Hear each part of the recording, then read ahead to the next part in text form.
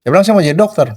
Jangan pada ketawain saya. Tiba-tiba di Kompas keluar dokter DNA pertama di Indonesia. Wes, lagi-lagi mindset. Itu sobat mindset pola pikir. Pikirnya harus benar. Iya, artinya kita ambil sama maunya. Nah, Betul. sekarang kamu sama dia apa bedanya?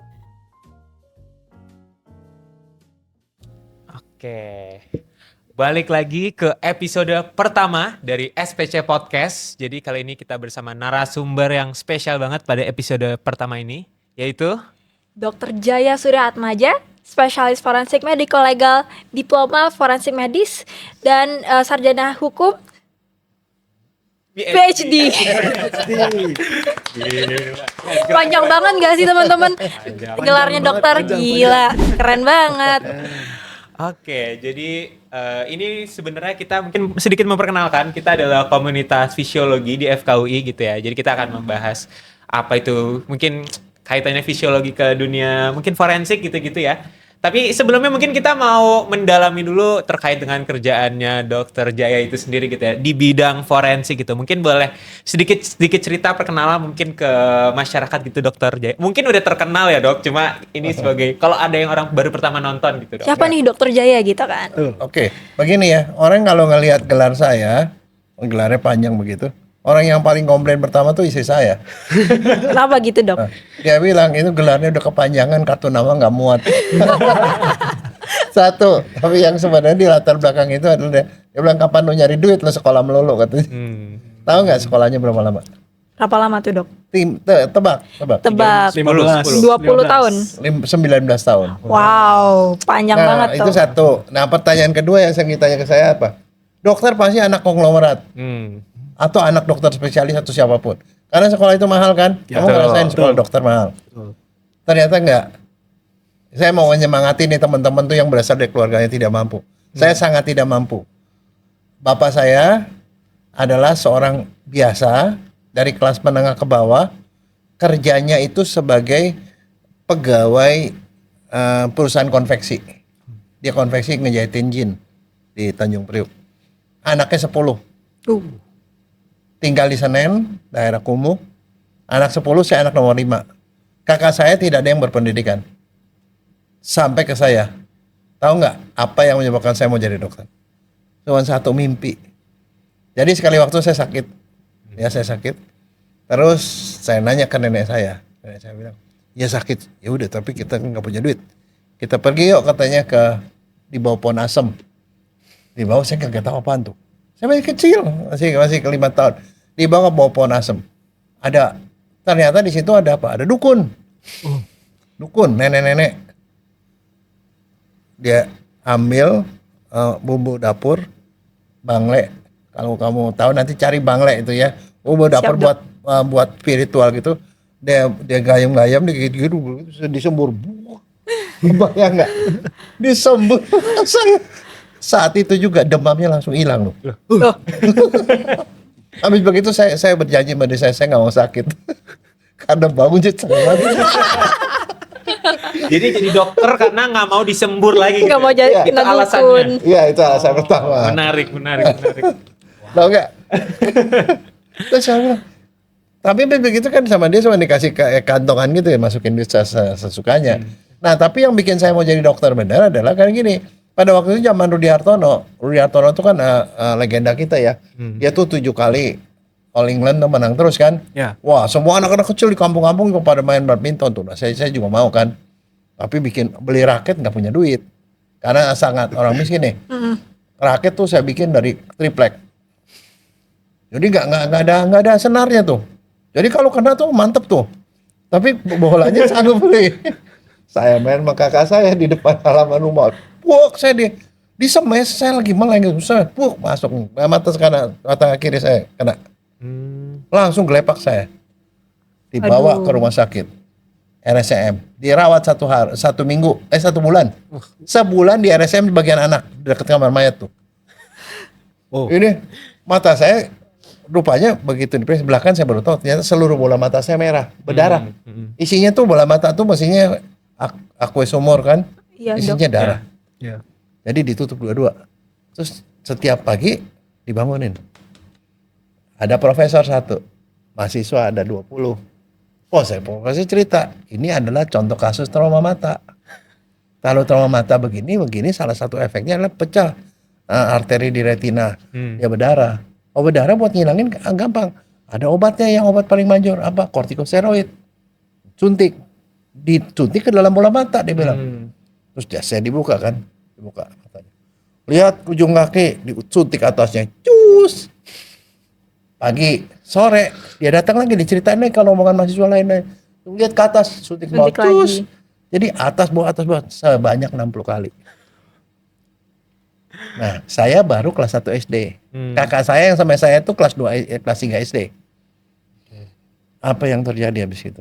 Kamu mau bayang nggak kalau kamu jadi saya? Dendam saya sama profesor itu.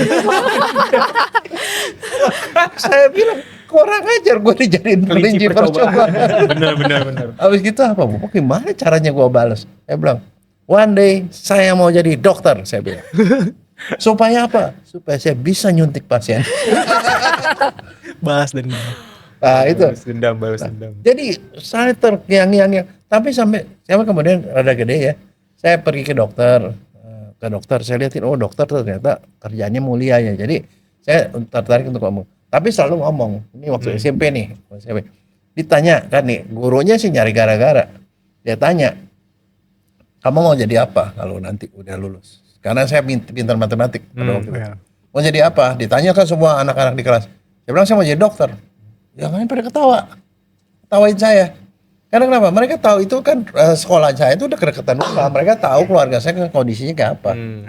Mau jadi dokter? Mimpi kali lu ya, katanya gitu loh. Saya pikir, kenapa? Bapak lu kan miskin, nggak mungkin sekolahin lu. Kalau lu sekolahin lu, semua adik lu nggak bisa sekolah, dia bilang. Nah, ya masuk akal juga, semua begitu. Saya ngomong ke papa saya, saya bilang, Pak tadi ditanya Pak, mau jadi apa? Mau jadi dokter. Papa saya bilang, ya itu sih cita-cita bagus. Papa ini nggak punya duit, miskin gara-gara papa sekolahnya rendah. Kalau kamu mau memperbaiki ekonomi, kamu harus sekolah tinggi. Tapi kalau dokter kayaknya papa nggak sanggup deh, katanya. Dia bilang, kayaknya papa nggak sanggup. Mendingan kamu masuk STM aja, dia bilang. Setelah SMP masuk STM. Kalau STM udah pasti nggak bisa masuk jadi dokter kan? Ya. Nah sampai saya ketemu seorang guru agama Katolik. Dia ngomong begini, Pak, dia tanya, kamu mau jadi apa? Mau jadi dokter? Bagus itu. Baru pertama kali saya dengar kata bagus. Ya, dok, ya. Dia bilang, wah bagus. Kenapa bapak bilang bagus? Yang lain bilang jelek. Dia bilang saya itu bisa nyelakain keluarga segala macam. Terus dia bilang begini, oke. Sekarang saya bilang itu bagus, kenapa? Karena kamu punya cita-cita yang luhur. Kamu tahu nggak berapa banyak orang yang bisa kamu obati kalau kamu jadi dokter? Iya sih. Tapi dia bilang, saya kan orang miskin Pak. Nah saya mulai kasih alasan-alasan yang orang-orang mempengaruhi saya gitu. Tapi saya kan orang miskin. Iya tapi kamu punya otak, dia bilang. Terus, nah sekarang saya mau nanya begini. Nih, kan itu pelajaran agama ya. Dia kasih Alkitab tuh. Suruh baca ayat itu. Itu dia bilang, Allah Bapamu tidak mungkin memberi kamu roti kalau kamu minta. Tidak mungkin memberi kamu ular kalau kamu minta roti. Apa artinya? Saya bilang, ya Tuhan tuh baik. Dia pasti kasih roti. Nggak ngasih ular. Kenapa nggak ngasih ular ya? Karena ular itu bahaya. Saya bilang, bukan itu. Fokus ke roti, dia bilang. Artinya sekarang saya balik ke kamu. Kalau kamu minta roti, dikasih roti nggak? Ke bapak kamu? Dikasih. Tuhan tuh lebih baik dari itu. Jadi kalau kamu minta, kamu ganti rotinya dengan dokter. Kalau kita minta dokter, kamu pasti dikasih dokter, dia bilang. Nah tapi Pak, kalau pada saat itu saya nggak punya duit, bapak saya nggak punya duit. Nah disitulah Tuhan tuh bisa menyelenggarakan apapun, dia bilang. Sekarang begini, yang penting kalau kamu punya satu tujuan, kamu fokus ke tujuan itu dan kamu minta ke Tuhan kamu. Satu. Kedua, jangan ambil arah yang salah. Kalau kamu mau ke Surabaya, jalan sebelah sana. Mau ke Bogor, arah sebelah sana. Kamu kalau mau jadi dokter harus masuk sekolah SMA. SMA harus IPA. Dan saya cuma minta satu hal. Kamu tunjukkan bahwa kamu serius minta ke Tuhan. Kalau kamu mau jadi dokter, kamu harus pintar.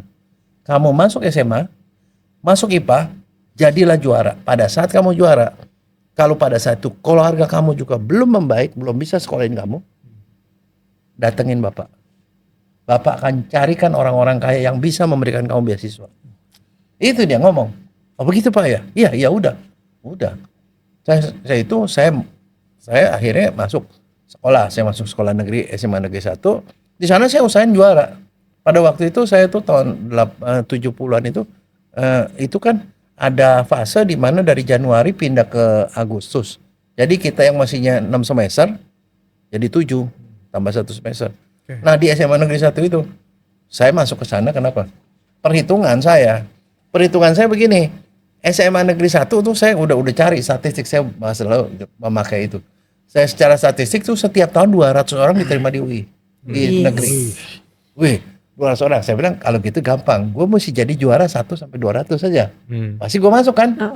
Saya masuk ke sana. Sampai di sana saya frustrasi. Kenapa? Anaknya pinter-pinter semua dong. Bukan. Satu angkatan saya 23 kelas. 23 kelas satu angkatan. Sekolahnya gede banget. 23 kelas, satu kelas isinya 50. Wih. Jadi satu angkatan saya isinya 1.150 orang. Nah udah gitu, tapi kan saya komit kan. Setiap kali istirahat, orang istirahat saya nggak istirahat, saya baca, belajar. Saya dari sekolah saya di sekolah saya kan dekat lapangan Banteng. Ke situ saya jalan kaki saya ngafalin biologi apa semua ngafalin. Jadi dari 7 semester saya 3 semester saya juara umum. Juara umum semuanya. Nah habis begitu kan, jadi kan saya punya keyakinan kan. Masuk pilihan pertama ada 2 pilihan kan. FKUI, kedua FKUI. Kalau kagak masuk gak sekolah, udah pokoknya gitu. Di sekolah di luar FKUI nggak bisa. Di swasta terlalu mahal, keluar kota apalagi lebih mahal. Saya masuk. Begitu masuk di FKUI, wah seneng kan, bapak saya seneng, wah gini, uang pangkal. Balik lagi ke guru tadi. Bukan, uang pangkal nggak bisa. Saya enggak dong, masih level ini yang pertama dulu suruh papa saya minjem ke bosnya, nggak dikasih. Akhirnya saya punya kakak paling gede, kakak saya cuma pendidikan SMP. Dia jadi kuli jadi pegawai lah di orang lain, di orang jual rokok. Dia minta pinjaman ke orang itu, akhirnya dikasih pinjaman. Saya dengan pinjaman itu saya dapat ini kan, bisa bayar uang pangkal. Tapi sebelumnya saya udah cari-cari ke keluarga saya tuh nggak ada yang mau ngasih, Terus mereka semua ngomongnya sama, lo anak kurang ajar, udah tahu adik-adik lu masih banyak, lu masih mau masuk ke kedokteran tuh bukunya mahal begini. Ya udahlah, tapi akhirnya saya sekolah. Tapi kan saya nggak punya duit. Tapi saya punya kemampuan. Saya ngajarin les. Jadi waktu di FKUI itu saya ngajari les anak SMP, ngajarin ya itulah pelajaran berhitung lah apalah segala macam. Saya ngajarin anak SMA. Dari uang itu saya dapat, tiap saya pakai buat beli buku. Kalau pas habis lebaran, saya bikin parcel. Karena ada teman-teman, lu ada kartu lebaran yang udah bekas nggak? Ada, kasih. Saya bikin kartu lebaran tuh saya tempel lagi ke kartun, saya tulisin indah, saya jual lagi. Saya lakukan itu selama di FKUI saya begitu. Nah di FKUI itu saya nyari beasiswa juga, dapat beasiswa. Nah jadi S1 saya nggak bayar. Mantap. Full gratis. Jadi maksudnya saya itu bukan segalanya gitu loh. Tapi begini, ini soal itu baru S1 ya. Terus begini, saya kemudian waktu tingkat 5. Jadi sama lah kayak kamu nih ya. Sekolah faal tuh pelajaran paling sulit terus semua orang ke dokter tuh faal tuh sulit karena kita nggak ngerti ngapain gue belajarin begini ya gitu. Waduh, dosen fisiologi ini gimana? Loh enggak, tapi soalnya kenapa? Nggak diajari secara menarik itu barangkali itu ya, nggak tahu. Tapi bahannya juga terlalu banyak banget gitu loh.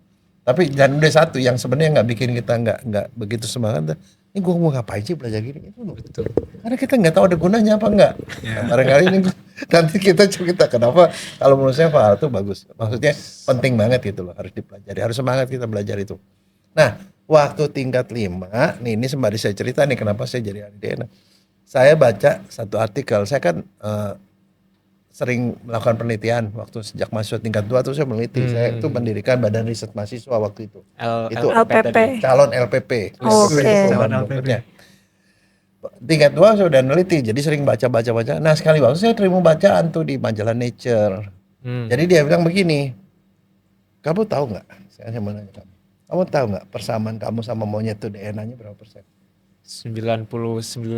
Iya, artinya kita hampir sama monyet. Nah, sekarang kamu sama dia apa bedanya? Dikit. Karena biar gimana juga dikit sekali perbedaan kita. Nah jadi gini, si Jeffrey, itu Alex Jeffrey namanya, orang Inggris, profesor Inggris, dia menemukan bahwa di sebelah gen globin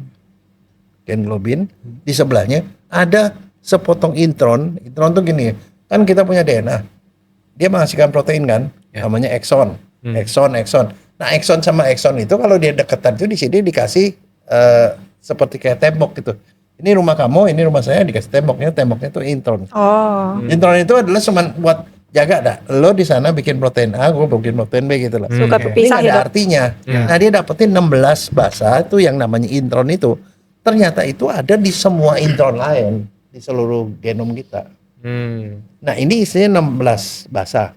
Di sini 16 basa kali 2. Di situ 16 basa kali 3, 16 basa. Jadi ini adalah satuan terkecilnya. Tapi dia ada di seluruh 40 intron di seluruh genom kita. Dan ternyata kalau itu diambil, dipotong, kan dia bisa potong-potong. Itu ternyata satu orang dan yang lainnya bedanya di situ. Individual spesifik. Jadi dia bilang ini nih seperti sidik jari. Maka dia sebutlah bagian itu, dia kasih nama dia. Itu ada pelacak Jeffrey. Dan dia bisa melacak kalau itu diperiksa pada seluruh genom manusia. Setiap orang punya 40. Manusia lain punya 40. Tapi 40-nya itu beda-beda. Bedanya apa? Di N-nya yang beda.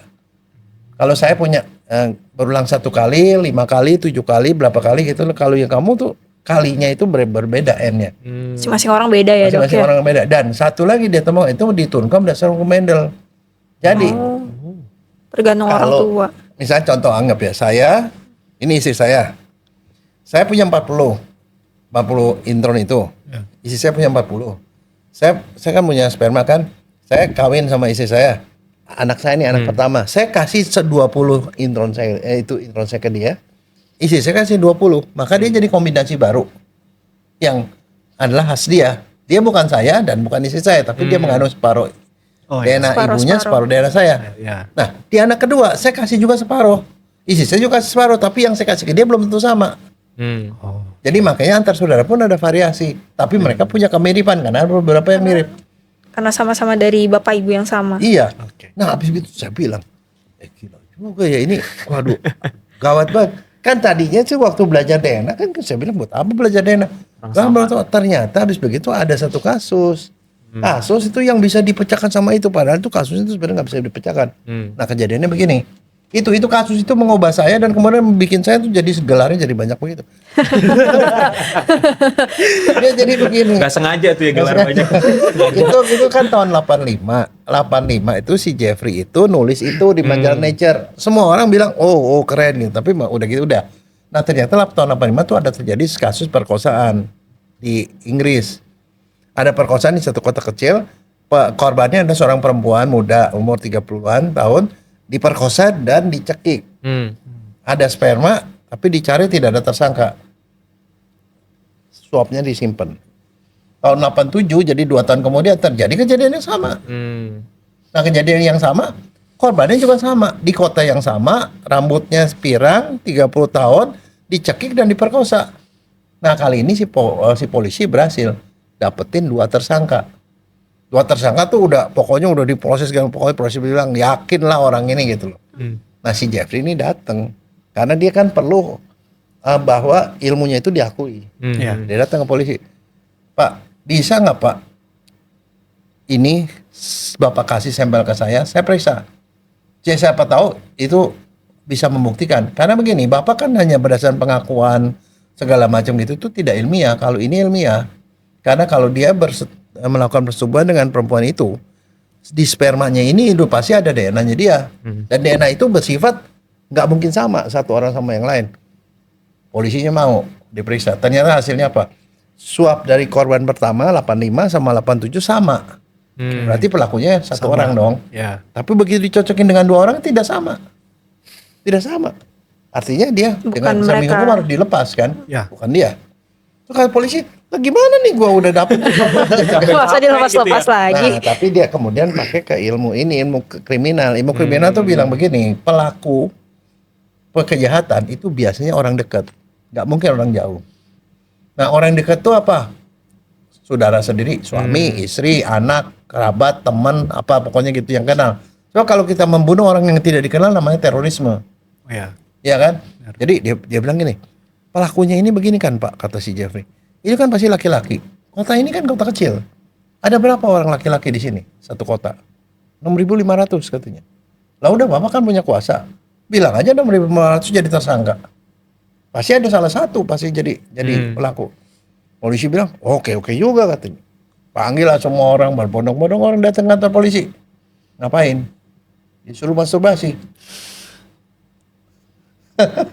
Dia disuruh buat ngambil sperma kan. Ya. Dia periksa hasilnya. Tidak ada satupun yang sama dengan Loh. Dengan sampel pelaku. itu. Kata polisi, bagaimana sih kamu nih begini? Jeffrey-nya disalahin. Ini gimana nih? Kata Jeffrey, kasih saya waktu lagi. Dia periksa ulang. Waktu itu masih manual loh. Gak ada. Waktu itu komputer belum ada kan tahun. Langsung ada yang mau komputer segede gaban itu kan. Dia bilang, ini ada DNA sama kembar. Dia bilang DNA kembar hanya bisa terjadi kalau orang berasal dari satu telur. Kembar identik satu telur. Oh ya. Panggil 2 orang. Kamu kembaran? Enggak.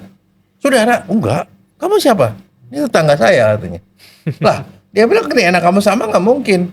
Pasti salah satu kamu bohong katanya. Ada yang nggak serahin sperma. Akhirnya dia bilang, iya Pak, saya Pak. Kolin tuh. Ya Pak, saya Pak. Waktu itu saya mau coba keluarin nggak keluar. Akhirnya saya minta dia punya. Akhirnya gara-gara itu diperiksa. Dia diperiksa. Ternyata sama dengan DNA pada 2 korban. Diputus hukuman. Jadi itu dipublikasi di jurnal. Oh. Wah, saya bilang, wah gila. Selama ini kan kita nggak bisa. Biasanya kan kita bilang dia diperkosa, tapi yang perkosa siapa kita nggak tahu. Kita biasanya pakai golongan darah. Kalau ada golongan darah tambahan di dalam vagina si perempuan, golongan darah B, ya mungkin kalau dia B, mungkin dia pelaku, tapi kita nggak bisa pastiin. Tapi DNA pasti. Udah gitu saya bilang, wah kalau gitu gua mau jadi ahli DNA forensik deh. Makanya saya masuk forensik. Itu. Mau nanya dok, kok bisa dok diambil dari sampelnya itu dari tahun 85 sampai 87, kenapa masih bisa ngambil sama-sama DNA-nya gitu? Kan jaraknya 2 tahun gitu dok. Nah, itulah faal. Lagi ya. Nah, begini, ini kalau kamu belajar itu di dalam orang kalau keluarin spermanya, ejakulasi, terus 1 kali semprotan tuh isinya antara 1 sampai 3 cc. 1 sampai 3 cc. 1 sampai 3 cc itu isinya tuh tahu nggak berapa? 300 juta. Banyak banget. Ya kalau jadi semua tuyulnya banyak. Kebayang gak?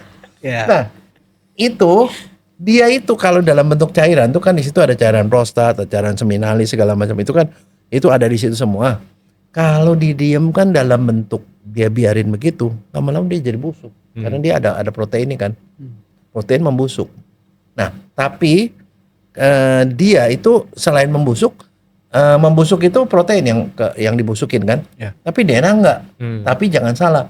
DNA kita di dalam tubuh kita, semua cairan tubuh kita mengandung DNase namanya. DNase itu bekerjanya menghancurkan DNA. Jadi supaya kalau ada mayat, ada DNase, dia akhirnya jadi tanah. Jadi telurnya jadi unsur. Itu prinsipnya seperti itu. Nah, DNase itu untuk bekerja perlu magnesium Mg2+. Tapi Mg2+ itu ada di dalam cairan itu. Jadi selama kondisi basah, dia bisa hancur. Makanya kalau kita ngambil swab itu setelah diperiksa kita simpan kering. Berpuluh tahun pun ini DNA-nya nggak bakal hancur karena DNA-nya nggak bisa bekerja. Kenapa nggak bisa bekerja? Karena Kering tadi. Kering. Tapi satu lagi, gimana kalau kita mau simpan basah, misalnya darah? Darah kan basah. Kita kasih EDTA. EDTA itu chelating agent.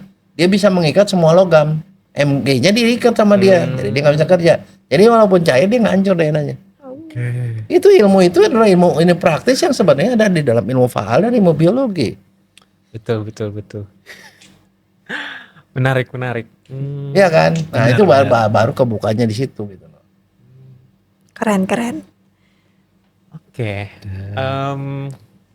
Kalau dari dokter sendiri, dari pengalaman apa tadi melihat cerita tersebut gitu, itu langsung jadi tergerak untuk jadi forensik DNA pertama gitu ya di Indonesia langsung. Iya, karena gini, DNA itu baru ketemu DNA itu ketemunya tuh tahun 50-an, 54 oleh Watson and Crick kan. Iya. Di itu mahasiswa tuh. mahasiswa kedokteran yang kemudian mengatakan itu double helix. Pada waktu itu dia nggak bisa buktikan, tapi dia bilang double helix gitu ya. Dia hitung-hitungan gitu. Nah, tahun 70-an, tahun 74 itu kelompok Cetus di Amerika menciptakan mesin PCR pertama. Tapi orang nggak tahu bagaimana gunanya. Tahun 85 itu si Jeffrey nemuin bahwa ada DNA manusia yang berbeda satu orang dengan yang lain. Yang disebut DNA fingerprint. Nah, waktu tahu gitu, saya bilang, wih keren. Nah, sebenarnya untuk menjawab kenapa saya mau jadi ahli DNA begini. Waktu tingkat 5 tuh kan kami itu kan semua kan kamu nggak, saya yakin deh kalian semua tuh kalau jadi dokter maunya jadi spesialis dong. Ya. Kita ada rame-rame loh, kelompok kecil saya itu pergi ke Prof. Abi Lubis, profesor dari psikiater. Saya bilang, Prof, kami ini udah menjalani sebagian koskap, kebagian mekan departemen. Kalau menurut kami sih banyak yang menarik. Menarik. Tapi bagaimana kami menentukan mana yang sebaiknya kami dalami? Dia bilang gini, saya cuma ngomong satu hal begini. Kalau kamu mau cari bidang yang kamu mau dalami, pertama, dalamilah bidang yang kamu sukai. Karena kenapa? Misalnya kalau kamu udah memilih jadi ahli saraf. Kamu sampai mati juga ahli saraf, dia bilang. Kalau kamu nggak suka, stres lah kamu, dia bilang. Gak enjoy ya, Kamu Dok, nggak ya? bisa jadi apa-apa, artinya kamu nggak menikmati hidup. Ya. Itu satu, kamu harus sukai ilmunya, mungkin sukai lingkungannya atau whatever lah. Tapi yang kedua ini lebih penting, dia bilang. Kamu pikirkan, renungkan jauh-jauh dalam hati kamu barangkali kamu berdoa untuk mengira-ngira kira-kira bisa nggak dalam satu waktu dalam hidup kamu, kalau orang sebut nama kamu, dia tahu kamu ahli saraf. Atau orang bilang ahli saraf Dokter Jaya gitu. Itu artinya apa? You must be the best. Harus unik. Nah, harus unik. Unik supaya kamu dikenal. Ya. Nah, unik itu bagaimana unik? Kamu harus masuk ke bidang yang orang lain nggak berani masuk. Nah, sekarang di antara segala macam faal, nanti kamu belajarlah faal, anatomi segala macam. DNA itu bagian paling sulit. Iya kan? Iya. Kamu mikir, mau ngapain belajar CTGA, apa itu? Kamu bikin pusing kepala aja gitu. Nah, itu kayak hot potato, dikasih pun orang kagak mau, dipegang agak enak, dipegang gitu. dilempar-lempar ya, Dok, ya? Lempar-lempar. Nah, jadi itu satu. Tapi begitu saya lihat itu bahwa DNA forensik ini baru kan. Kalau gue jadi ahli sini, gue jadi ahli pertama, gue pasti terkenal. Nah, sekarang saya sih nggak tahu ya apakah saya itu dibilang sudah mencapai itu apa belum, nggak tahu. Tapi saya kan sempat jadi presiden forensik Asia, Afrika, Australia, 3 benua. Saya pergi jalan-jalan di Sydney, di mall. Oh, you are Dr. Jaya, katanya. How you know? I see you in the eye cold. Iya, ada forensik doctor. Itu masih penting. Itu orang di luar negeri. Ternyata orang dari Mekah ada yang kenal sama saya. Orang dari Mesir ada. Terus yang lebih aneh lagi, saya jemput cucu saya, ini belum lama nih, cucu saya tinggal di Jakarta Barat. Saya pergi ke jemput dia karena orang tuanya nggak bisa jemput. Jemput gitu, kerobokan anak-anak kelas 5 SD. Oh, Dokter Jaya. Kenal dokter. Bisa foto dong, bisa rame-rame. Lo kok bisa tahu kamu? Dia bilang, saya siapa? You are the best forensic doctor in Indonesia. Yes. Keren. How can dia bilang? Kan saya nonton podcast dokter. Anak aja nonton Sampai podcast anak dokter. kecil, sampai anak Kecil SD. loh. Wow. Sama SD. Nah itu ini ya, lain lagi. Sekali waktu nih saya pergi nih lagi makan nih. Kan biasa kita masih mau juga kan makan di pinggir jalan kan. Ya. makan mie di pinggir jalan gitu. Saya di sini sama istri saya. Begitu saya mau ke WC, saya pergi ke WC. Begitu selesai saya balik lagi sih ada orang tua di situ lagi makan. Itu dia bilang, udah dibayarin tuh sama bapak itu. Bapak itu 80 tahun umurnya. Kok kenapa bayarin? Dia nanya tadi. Itu Dokter Jaya kan? Oh iya. Udah begitu itu ya udah dibayarin sama dia. Dia ceritain kalau dia itu pengusaha yang punya kebun kelapa sawit di daerah Jambi. Dia ngefans banget sama saya gara-gara kasus Jessica. Enggak, tapi maksudnya saya akhirnya saya pikir-pikir ya, makanya saya udah sampai ke tingkat itu gitu loh. Karena unik itu jadi dokter dikenal. Karena gitu ya, Dok. unik, karena kan makanya kalau mau jadilah dokter pertama. Nah, ada teman saya yang juga jadi orang pertama, dokter pertama, spesialis objin yang melakukan water birth therapy seperti kayak gitu. Itu tercatat itu. Kan kalau kamu ditanya misalnya dokter Boyke, kamu tahu kan siapa seksolog alumni UI objin gitu, kayak gitu loh. Bisa nggak seperti itu? Paham dok. Tapi kan Menarik. mungkin saya mau balik dok. Dokter orang tadi oke pengen jadi forensik DNA karena DNA-nya mau unik. Tapi kan harus melewati forensiknya dulu gitu. Nah kalau saya sendiri aja gitu ya kayak ke kamar mayat, kamar kadaver tuh kadang baunya udah males, terus udah males deh ketemu mayat gitu. Tapi gimana dokter Jaya mungkin di forensiknya? Coba bukan cuma itu. Sekarang sebenarnya soal pola pikir. Nah, sekarang gini ya. Ini soal pola Siap pikir. salah dok. Siap. Pola pikir. Oke. Sekarang kamu ceritanya nih kamu hobi sama air jeruk misalnya, jus jeruk. Kamu siapin nih jus jeruk nih, kamu peras segala macam, kamu taruh di kulkas. Habis itu kamu olahraga. Keliling komplek, keliling-keliling. Dengan harapan setelah pulang olahraga, begitu balik, Minum es jeruk. minum es jeruk. Begitu sampai ke rumah, begitu dibuka kulkas es jeruk tinggal separuh. Gimana reaksi kamu? Kesel. Kesal? Oh? Marah. Bingung deh. Tapi, Bingung kok. nah, ini sekarang pertanyaannya begini. Ada dua orang sebenarnya yang ini. Pada umumnya orang akan kesel. Siapa nih yang minum separuh jus gue? Dia bisa marah satu harian tuh. Tapi percaya nggak ada orang yang syukur masih ada separuh. Nah, itu satu ya. Jadi artinya sebenarnya itu tergantung pola pikir. Pola pikir. Pola pikir akhirnya tadi yang mempengaruhi. Nah, sama juga. Pada waktu kamu lihat satu mobil bobrok, udah pada keletek-keletek dia punya ini, punya itu catnya udah keletek-keletek, udah karatan segala macam. Kamu fotografer. Apa yang kamu pikirin? Ini mobil jelek. Kamu maunya mau foto mobil Ferrari. Tapi buat seorang fotografer dia bisa lihat bahwa karat itu bagus bentuknya, seperti kembang. Dia foto dan kemudian dia bisa bikin pameran. Itu pola pikir. Nah, di forensik, saya nemuin banyak hal. Jadi gini, pertama saya mau jadi ahli DNA. DNA-nya itu DNA forensik kan, yang paling gampang. Dan kalau saya masuk ke forensik, saya ngambil DNA itu lebih gampang daripada saya masuk penyakit dalam, saya ngambil DNA. Karena saingan lebih banyak. Di forensik kan gak ada. Ya. Nah, makanya ini itu DNA forensik. Saya belajar. Jadi pada saat saya masuk ke bagian forensik, saya udah punya tekad satu, gue mau jadi ahli DNA forensik pertama di Indonesia. Itu yang ada di kepala saya. Waktu saya masuk ke forensik tahun 86. Itu yang saya pikir. Jadi pada saat teman-teman saya tuh sesama PPDS belajar tanatologi, belajar ini gitu, yang dia belajar keracunan, saya belajar itu juga. Tapi di selain itu saya belajar DNA. Saya belajar DNA. Nah, jadi begini, sebenarnya orang sukses itu ada dua. Dia ada kesempatan dan ada kesiapan. Kalau ada kesempatan tidak siap, tidak jadi. Nah, saya udah siap gitu. Nah, kejadian itu terjadi pada waktu saya di tahun kedua spesialis. Saya kan daftar sebagai dosen. Saya S2 saya spesialis forensik dibayarin. Saya dosen. Nah, waktu saya tingkat 2 itu jadi 3 tingkat kan.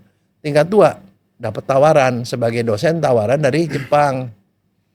Mau nggak nih dibilang ditawarin nih ini sekolah penelitian di Jepang kan. Saya emang sedang neliti. Iya, tapi harus bikin proposal, mau bikin penelitian apa. Udah saya bikin proposal lah. Proposal saya soal DNA. Karena saya udah kuasai itu kan. Yang ngikut tes itu. Jadi datang 6 profesor dari Jepang. Yang ikut tes tuh dosen-dosen kita semua. Saya dosen paling muda yang masih PPDS, jadi S2 aja belum. Saya terakhir kali diuji sama profesor itu. Begitu saya masuk dia kaget. Kok kamu muda amat katanya? Berapa umur kamu? Saya bilang umur saya baru 28. Dia bilang, kamu dosen? Iya dosen, saya bilang. Tapi penelitian kamu ini paling canggih karena di Jepang sendiri katanya ahlinya itu yang doktornya itu baru balik dari Amerika. Ini ilmu baru katanya. Terus saya mau nanya kamu tahu DNA itu apa sih? Cerita DNA begini-begini. Kamu pernah lihat DNA? Enggak, saya bilang. Pernah ekstraksi DNA? Enggak. Pernah megang DNA? Enggak. Tahu pipet DNA? Enggak, tapi bentuknya saya tahu. Saya bilang. Kalau dari baca.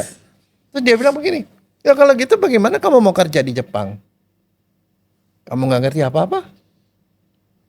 Nah biasa kan kalau pesakitan terakhir dia tanya apa kamu punya pandangan atau apa kata terakhir sebelum kamu itu. Saya pikir nggak bakal diterima kan.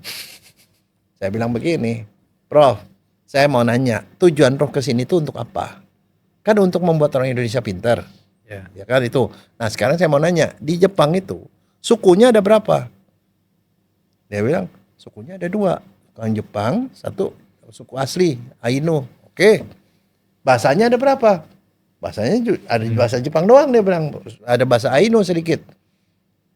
Prof tahu di Indonesia sukunya ada berapa? 700 saya bilang. Bahasanya 700. Terus saya bilang begini, orang Jepang baik-baik nggak? Ya baik-baik dia bilang. Orang Indonesia itu ada orang yang baik-baik kayak orang Jepang. Ada orang yang sampai jadi orang yang paling ganas yang bisa makan orang saya bilang. Maksudnya apa?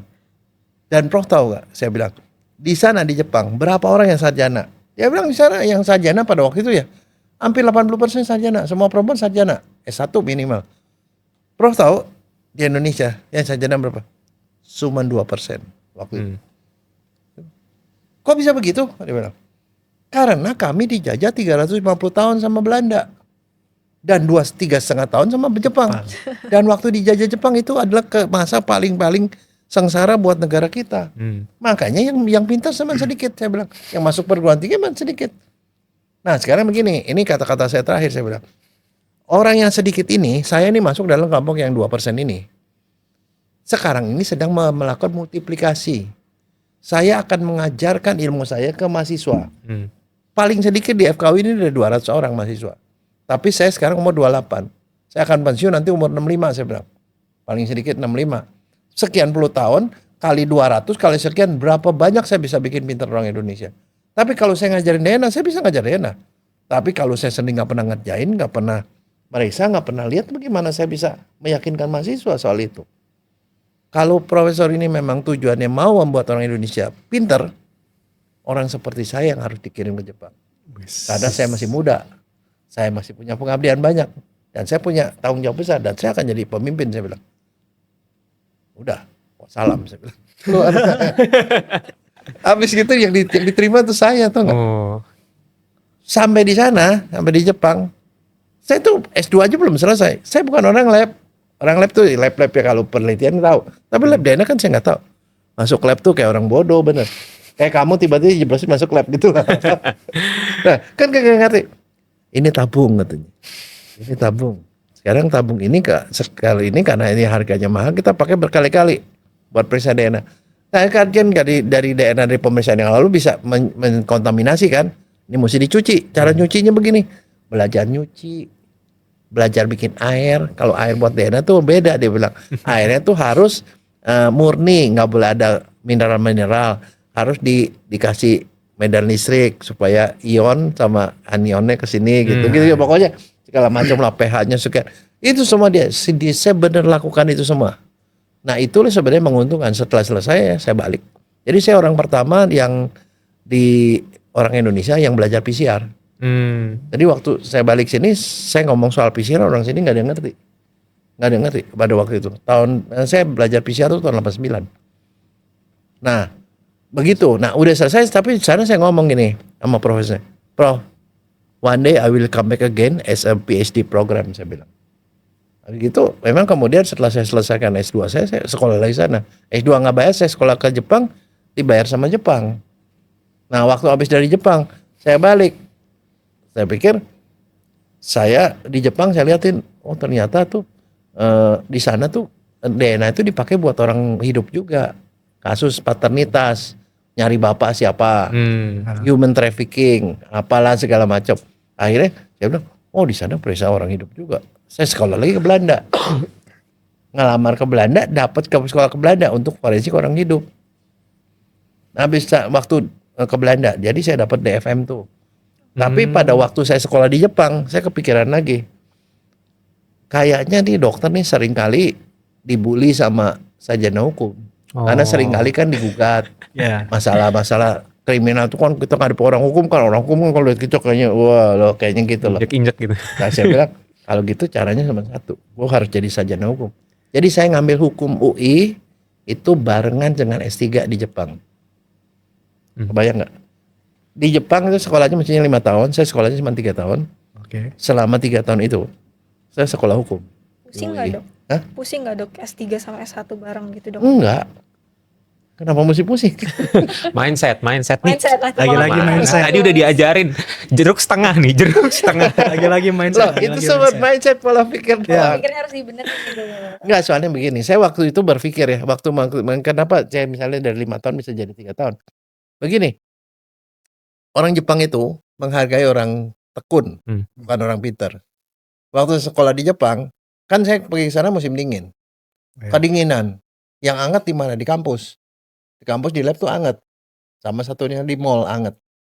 Jadi Sabtu Minggu libur, saya bilang sama profnya, Prof, Sabtu Minggu saya mau masuk. Ngapain nih? Kita tutup. Kan kamu kanjinya nggak begitu lancar katanya. Iya, Prof. Tapi saya mau kerja. Akhirnya dia kasih satu pegawai untuk nyala-nyalain segala macam. Jadi saya kerja Sabtu Minggu. Nah, di mata orang Jepang itu ada orang rajin. Jadi pada waktu itu saya kan lulus 32, waktu usia 32 tuh saya diterima program S3. Begitu diterima, dia bilang 5 tahun sekolahnya. Sekolahnya di Jepang. Terus menerus 5 tahun, nanti kamu balik. Bahasa pengantar bahasa Jepang. Saya bilang profnya, saya tidak mau. Kenapa tidak mau? Bahasa Jepang adalah bahasa prof. Saya ini orang Indonesia, saya bisa bahasa Inggris. Tapi saya nggak bisa, bahasa Jepang bisa dikit-dikit. Kalau prof nanya saya nggak ngerti pertanyaannya, disangka saya nggak ngerti jawabannya. Saya mau pakai program yang bahasa Inggris. Akhirnya dia terima. Jadi saya pakai bahasa Inggris. Saya sengaja segitu karena ada teman saya yang jadi celaka gara-gara dia pakai bahasa Jepang. Prof Siana tahu? Rifaal. Nanti ada Prof Siana, itu dia pakai bahasa Jepang. Saya enggak, saya mau pakai bahasa Inggris. 1. Kedua, saya bilang saya mau 3 tahun. 3 tahun pikiran saya begini. Kalau di luar negeri atau diapain gitu ya. Itu biasanya batasan 35. Kalau di atas 35 tuh otak kita tuh udah mulai tumpul. Udah mulai regresi. Jadi saya mau 35 tuh saya udah doktor gitu. Makanya saya bilang, saya 3 tahun aja. Orang Jepang aja 5 tahun. Belakang dia mikir, iya tapi kamu lebih rajin dari orang Jepang. Karena pengalaman saya tuh mau kerja di itu. Padahal kerja itu bukan apa mau jadi anget saya. Bukan apa. Tapi akhirnya diterima. Makanya 3 tahun saya selesai. Waktu 35 selesai. Itu sekolah hukum saya belum selesai. Hukum kan lebih lama kan. Ya. Jadi saya lagi kuliah hukum. Tiba-tiba di Kompas keluar. Doktor DNA pertama di Indonesia. Gitu ya heboh lah teman-teman gitu. Tapi sebenarnya itu nggak ada masalah. Nah sekarang bagaimana caranya mengantisipasi pada waktu itu ya di sekolah hukum? Ya terus terang aja, saya nitip tanda tangan. Kalau sekolah kuliah, tipsen. ada punya 5 teman. Ya. Masing-masing punya sampel tanda tangan. Sampel Agak jarang sana. Jadi yang masuk cuma 1 orang seminggu sekali. Tapi jadi ada yang tanda tangani saya. Tapi ada beberapa dosen yang kagak bisa. Gak bisa begitu karena kenapa dia hafal muridnya satu-satu. Nah ini salah satu gurunya itu Bu Hafni. Itu dia hafal. Ada 200 orang dia hafal di mana duduknya gitu. Yang kayak gitu terpaksa saya harus datang. Jadi saya sekolahnya selama saya sekolah di Jepang ya. Saya sekolah di Jepang. Saya minta teman saya ambilin SKS saya. Yang saya udah ambil ini, saya mau 20 SKS. Ambilin, dia yang milihin mata kuliah buat saya. Jadi begitu pas lagi ujian, lu pulang, tanggal sekian ujian, bilang beliin gua buku cetak. Tapi dari 12 kan masuk 16 kan lumayan gitu kan. Oke. Berarti moral of the story-nya nih bisa dibilang kalau tadi kita muter jalan untuk ngambil jus jeruk, kita harus jadi yang pertama untuk ngambil jus jeruk itu dengan berbagai cara. Gak harus cuma berbagai cara harus masuk hari libur kita harus masuk. Jadi benar-benar harus. Maksudnya saya begini ya. Itu nggak ada batasan. Soalnya bapak saya pernah ngomong gini. Kalau kamu mau mimpilah setinggi langit supaya kalau nggak tercapai pun masih setinggi awan. Tapi kalau kamu mimpinya di atap, kamu pasti dapetnya di bawah atap. Betul. Nah jadi selama mimpi tidak dilarang ya gitu. Jadi akhirnya gara-gara itu ada bagusnya. Karena kemudian adik saya termotivasi, oh kakak saya bisa, gue juga bisa gitu. Makanya kemudian di bawah saya semuanya sarjana semua. Yang kedua setelah gitu habis saya tuh dokter gigi di UI. Yang ketiga pokoknya semuanya sarjana ke bawah karena dia termotivasi oleh kakaknya. Dan itu artinya nasib kita tuh tergantung kita, bukan tergantung dari situasi. Dan itu tergantung pola pikir. Karena saya udah pikir gua mesti harus dapat. Asal ada kemauan ya dok. Ya, jadi artinya terus yang dilakukan susah, ya susah. Saya tadi bilang waktu saya sarjana kedokteran, saya jualan, saya ngelesin orang, bisa dapat duit. Apalagi pada waktu ke Jepang, saya sih terus terang aja ke Jepang, saya banyak melakukan memulung. Di Jepang itu begini, dia punya gedung-gedung tinggi gitu ya, kamar ruang individu itu paling gedenya segini. Nggak ada apa-apa. Jadi kalau ada masuk barang baru, barang lama dibuang.